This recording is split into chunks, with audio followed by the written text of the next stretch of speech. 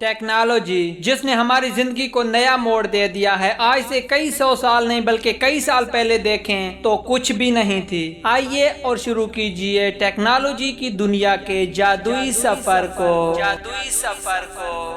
अब film industry को ही देख लें, आज से करीब 30 साल पहले कैसी थी और आज कैसी है। इससे अंदाजा तो लगाया जा सकता है कि आगे कैसी होगी। इसी तरह कई और चीजों को देखें तो पहले की तरह नहीं रही, बदल चुकी हैं और इसकी वजह है इल्म। जैसे जैसे बढ़ता गया इंसान तरक्की करता गया। जैसे कि जब इंसान इतना इल्म नहीं रखता था, आसमान में सितारों को देखता और ये सोचने पर मजबूर हो जाता कि सारे सितारे एक ही जगह पर खड़े रहते हैं, सिर्फ चांदी सितारे घूमते हैं। इसी वजह से उनका नाम भी इंसानों ने ऐसा ही रखा, आवारागर्द सितारे, घूमने वाले सितारे। पर वक्त के साथ साथ इल्म बढ़ता चला गया और वो आवारा सितारे सियारों में तब्दील हो गए। आज का इंसान उन्हीं आवारा सितारे यानी सियारों में से एक सियारे मरीख पर शिफ्ट होने की भी कोशिश कर रहा है, लेकिन ये एक अलग टॉपिक है, इस पर फिर कभी बात करेंगे। पिछले कई सालों में टेक्नोलॉजी बहुत तेजी से बढ़ी है। जैसे कि बहुत सालों पहले कंप्यूटर इजाद हुआ मैथमेटिक्स के लिए और आज हम इससे क्या कुछ नहीं कर सकते।